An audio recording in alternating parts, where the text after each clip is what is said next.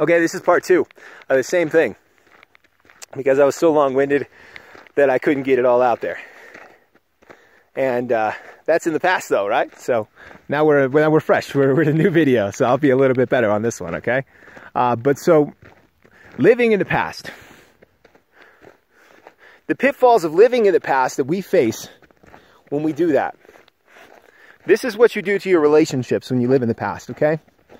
When I have a relationship with somebody and I live in the past myself, I never, ever conquer my mistakes. I keep repeating my mistakes. I keep doing the same action because I'm still living in the past and I'm not progressing forward. I'm not moving forward because I'm living in that past and I'm beating myself up. But usually, as people, we don't just beat ourselves up. By the way, take a look at this awesome snow all around me. Isn't that beautiful? That was the past. That was last night. But I can still experience it now in the present, right? But at least it's not falling down all around me. At least it's not making me cold. It's nice. The sun is out. There's a lot of benefits. This event happened in the past, but it's affecting my future. It's affecting now. Okay? But when I live in that past, and I treat other people, and I keep that past bent up and bitter inside of me, I destroy their lives. That's what I do. And that's what you do when you do that, when you live in the past. And it's a cycle. It's a cycle that somebody has to break. And when we look at it as this person's living in the past, so what is wrong with me living in the past? That's the wrong way to look at it. It doesn't matter what other people do. What matters is what you do. What matters is your heart. What matters is who you are. You can't control them. You can try to. You can have the illusion of control, but controlling other people is wrong. Making other people feel controlled is wrong. And if that's what you're doing with the way that you're living your life, then you're doing something wrong. Some people are just broken. Some people are going to feel like they're being used all the time. Some people are going to feel that way. But there are things that you can do with every single person to fix those and to make that person better. But the person you need to start with is not the other people.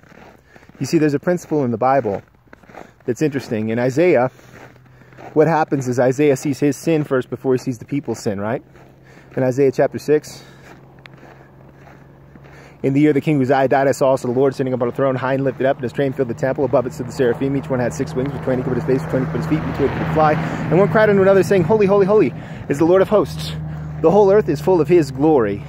And the post of the door moved at the voice of him that cried, and the house was filled with smoke. Then said I, Woe is me, for I am undone, because I'm a man of unclean lips.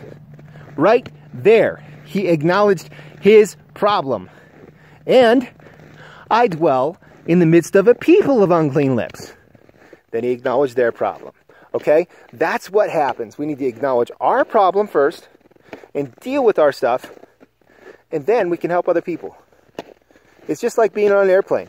If you're sitting on an airplane, the airbags deploy down, right? What are we supposed to do? Are we supposed to give it to the people around us and pass out?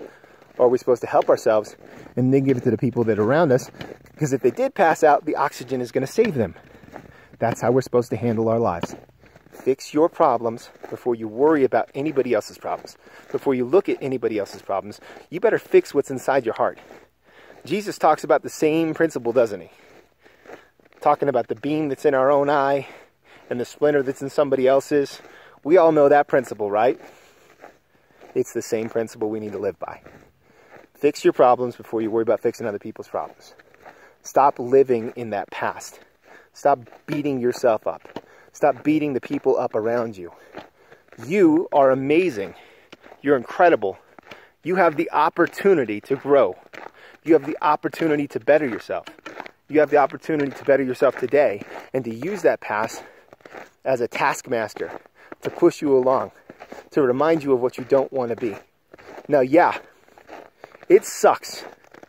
Sometimes we have to bear the consequences of our past, and sometimes those consequences are unbearable. Sometimes we don't want to live with ourselves. Sometimes we don't want to exist because what we've done is wrong, and we know it, and we just can't bear that.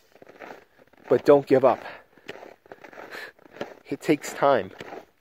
We live in a fast food society.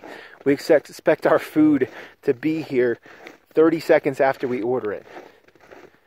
That if the food is cold, we don't want to heat it up on the stove. We want to heat it up in the microwave. We don't wait for dial-up internet. You remember that? That old noise? I wanted to get that as a ringtone, actually. I thought that'd be hilarious to get a old 56K modem noise as a ringtone. It'd just be really funny and be like, hold on, I have to wait for the internet to finish downloading so that I can take this phone call or something like that. It would just be funny for a minute, and then it would get annoying because it was a really annoying noise for those of you who are dinosaurs like me and remember that. But we don't want to wait for our internet. We want it to be now. We want it to be at our fingertips. And unfortunately,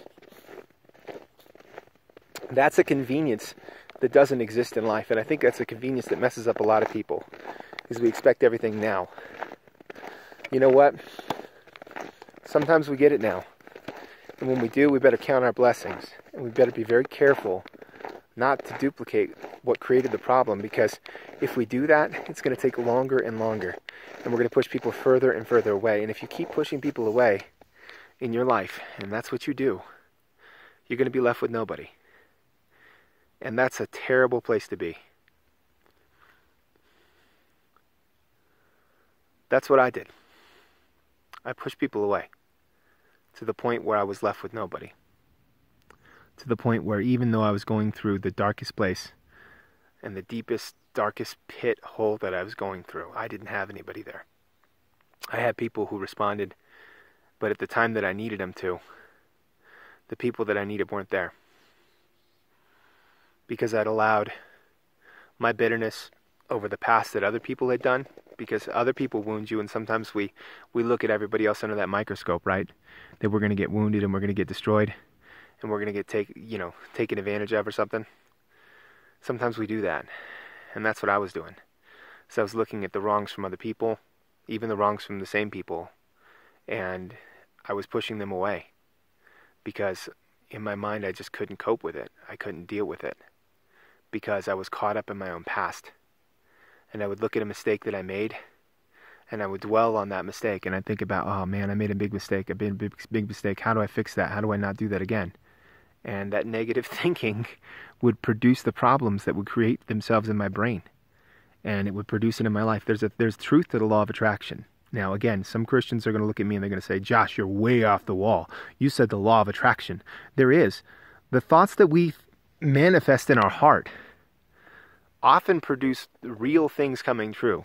I just was listening to a series from Jim Richards, and he was telling me about this lady who was so afraid of being beat by her husband that she would literally think about things and have broken bones. Now, I didn't see this happen with my own two eyes. I'm not telling you this is real validation, but if Jim Richards is an honest man, if he's telling the truth, if he's not telling a lie, if he's not repeating somebody else's lie, okay, then that's a reality that can manifest itself. I have seen people get healed because they believe they can be healed. I've seen that. Belief is a very powerful tool. And if that past belief is a negative belief, then that's gonna harm us. But if that past belief is a positive belief, that's gonna give us success. When I was in college, last thought here, my roommate, Ryan Huffam, broke his toe. And I would stomp Ryan every single time we played ping pong. Ryan couldn't touch me. We're talking about scores that were, we played to 21, and it was like 21-4. And if he had a really good game, maybe he scored 10 points against me. But that was usually by error. So I felt bad because he broke his toe, and I decided, you know what? I'm going to give him one. I'm going to let him beat me. I'm the champ. I'm the best one here. There's nobody that can beat me, not even the guys who are amazing, like Roger Papias, incredible ping pong player, couldn't touch me. Nathan Messler, incredible ping pong player, couldn't touch me. I was good at ping pong, and I wish I put as much practice into my studies as I did with ping pong, okay? But I gave him a chance, and I let him beat me. You know what happened? I couldn't beat that guy for the life of me after that. I couldn't. I gave him a free shot, and he thought I was just blowing every game. I wasn't. He was whooping me because he believed that he could, and he knew he could. And as soon as he experienced that victory, he was like, yeah, I got this. The past can be good. The past can benefit you. When you live in your past successes, though, it can prevent you from progressing to get better. That happens in football all the time, right? In football, we see that. We see teams get a big lead, like maybe the Atlanta Falcons. Remember that last year? Then they coasted, right? They couldn't get their mojo back. They couldn't get that momentum back. You know what? They should have played that game against the Patriots every single down. We're down by 20 points. We need to get this back. And if they'd have done that, I guarantee you we wouldn't have seen the greatest comeback in sports history against the Falcons last year. It was great to see. I remember my friend Naomi, she was at her friend Paul's house. She was watching the game. And I texted her. And she's like, I'm a Raiders fan, okay? She's a Patriots fan. And she's like, don't talk to me. She's mad. And I told her in a text message, I said, hey, it's not over yet. I've seen the Patriots do some incredible things. The game isn't over. And she didn't believe me. And after the game was over, she's just like, what? I can't believe it. Her buddy went and took a shower, was like, forget this. I'm not watching this dumb Super Bowl. I don't know how many Patriots fans abandoned their team, but their team came back and won. Because their team has a champion heart. And even though I don't like the Patriots very much, you know what? Their team had a championship heart. And all I can say to you Patriots fans before I go is you play my Raiders this year. And I'm sorry. This is just going to be another L for you. And better luck next year, because we're going to trounce you. It's going to happen. This is our year. And I'm not going to live in the past mistakes that we've had against you. The past victories we've allowed Tom Brady to have over us. The stupid Tucker rule. That's the past. This is the present right now. And we made some mistakes this year, but we're going to go out and beat you. Guys, thanks for tuning in. I'll talk to you next time. Love you, Facebook. Take care.